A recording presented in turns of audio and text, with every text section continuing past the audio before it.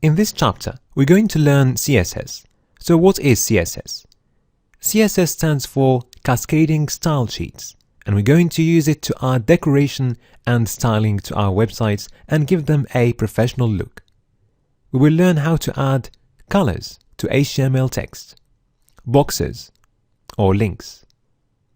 Also, we'll learn how to position different HTML components in our websites.